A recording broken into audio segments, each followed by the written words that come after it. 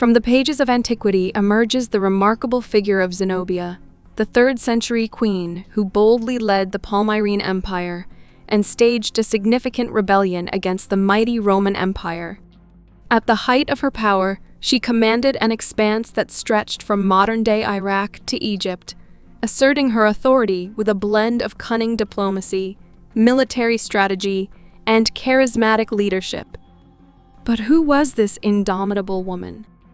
How did she ascend to the throne and hold sway over an empire that spanned a significant portion of the known world? Zenobia's story is an exhilarating tale of resilience, ambition, and the relentless pursuit of autonomy. It provides a fascinating glimpse into a period of historical turmoil, shedding light on a region caught between the iron grasp of Rome and the irresistible pull towards self-rule. Yet, despite her significant influence, Zenobia remains an enigmatic figure, shrouded in mystery and often overlooked in mainstream historical narratives. Early life and family background.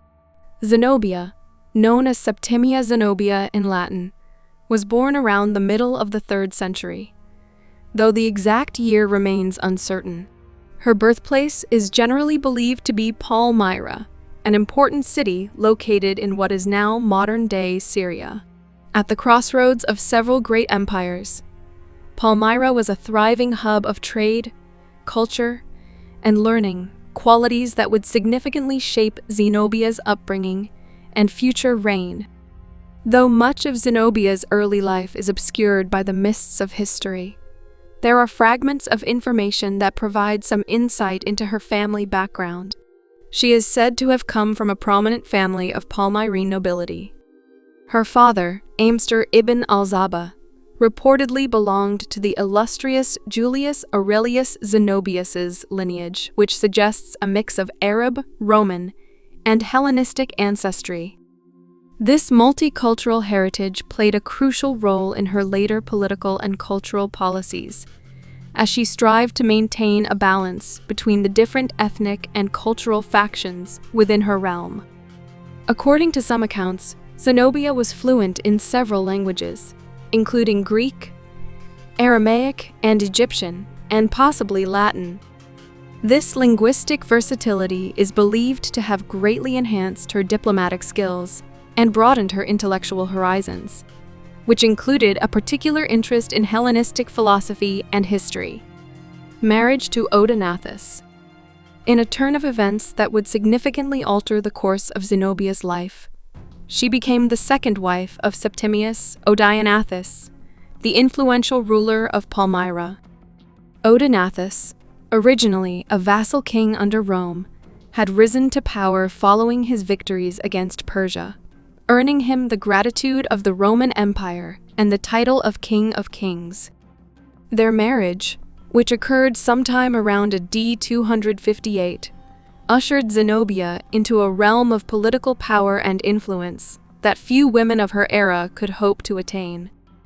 Although Odenathus already had a son from his first marriage, Zenobia bore him another, who would later be known as Vabalathus or Wapalat. Their son's birth further secured her position within the political landscape of Palmyra.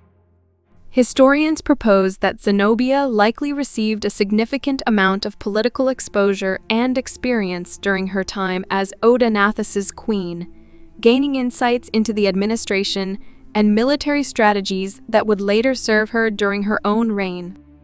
Odenathus's rule witnessed the expansion of the Palmyrene Empire, as he skillfully balanced his allegiances between Rome and the regional powers of the Middle East.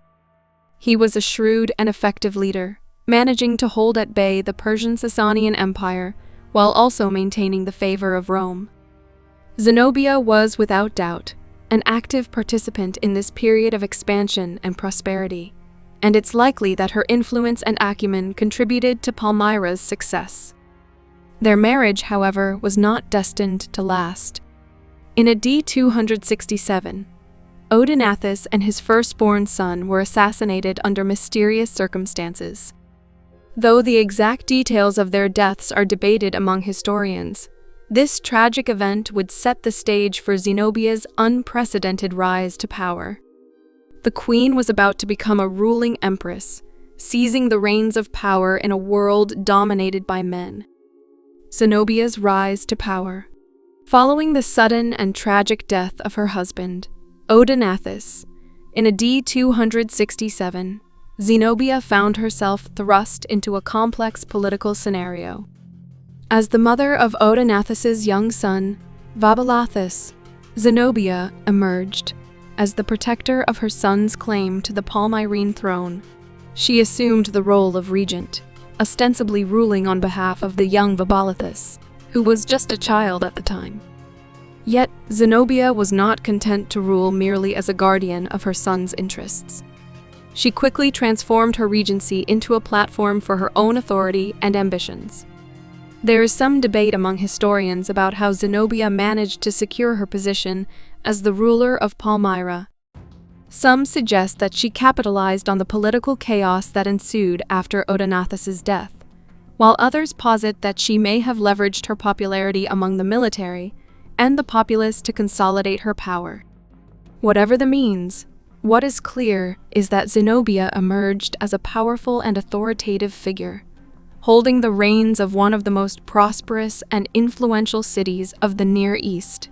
In an era when women rarely held positions of power, Zenobia's rise to the helm of the Palmyrene Empire was a historical anomaly. She was declared Augusta, or Empress, and began to appear on Palmyrene coinage alongside her son. She also took over the civic duties typically handled by a ruling king, including the management of the city's finances, diplomatic relationships, and military strategies. Yet, Zenobia was not content to remain within the confines of Palmyra. Ambitious and visionary, she embarked on a series of military campaigns to expand the empire's borders, successfully annexing several neighboring territories, including Egypt. She positioned herself as a significant force to be reckoned with on the world stage, simultaneously challenging the traditional gender roles of her era and the geopolitical balance of power in the region. What kind of ruler was she? Once Zenobia had consolidated her power, she embarked on a course of governance that demonstrated remarkable political acumen, military strategy, and cultural sensitivity. As a ruler, she was known for her strong leadership, vision, and diplomatic skills. She skillfully navigated the political landscape of her time, managing to maintain the independence of her empire, while tactfully engaging with the dominant Roman Empire. Zenobia was not merely content with preserving the status quo. She sought to expand her influence and the territories under her control. Her military campaigns led to the annexation of several key regions, notably Egypt and parts of Asia Minor. These successful expansions were not just demonstrations of military prowess, but also carefully orchestrated political moves aimed at strengthening her empire's economic and strategic standing. Despite the cultural diversity within her empire, Zenobia managed to maintain relative harmony among her subjects. Drawing upon her own multicultural background, she promoted religious tolerance and intellectual growth, encouraging a blend of Hellenistic, Semitic, and Egyptian traditions. Moreover, Zenobia's administration was noted for its justice and fair rule. She upheld the law strictly and impartially, earning the respect and loyalty of her subjects. Her reign was seen as a time of prosperity and stability, a notable achievement given the turbulent era in which she ruled. Yet, Zenobia's ambition was not without its challenges. As she expanded her territories and bolstered her power, she came increasingly into conflict with Rome. Zenobia's rebellion against Rome. One of the most defining aspects of Zenobia's rule was her audacious rebellion against the Roman Empire. Until then, Palmyra had functioned as a client kingdom of Rome, albeit with significant autonomy. Zenobia, however, envisioned a different future for her empire, one that was free from Roman oversight and could stand as an independent power in the East. The rebellion against Rome was a strategic gamble that had been carefully planned and executed. Zenobia's expansionist campaigns, which had led to the annexation of Egypt and parts of Asia Minor, were part of a broader strategy to consolidate her power and secure vital resources before breaking away from Rome. Zenobia's claim to independence was made explicit when she assumed the titles of Augusta and Queen of the East, and had these titles inscribed on coinage. These acts were direct challenges to Rome's authority and sent a clear message about Zenobia's ambitions. The causes behind Zenobia's rebellion against Rome are a matter of historical debate.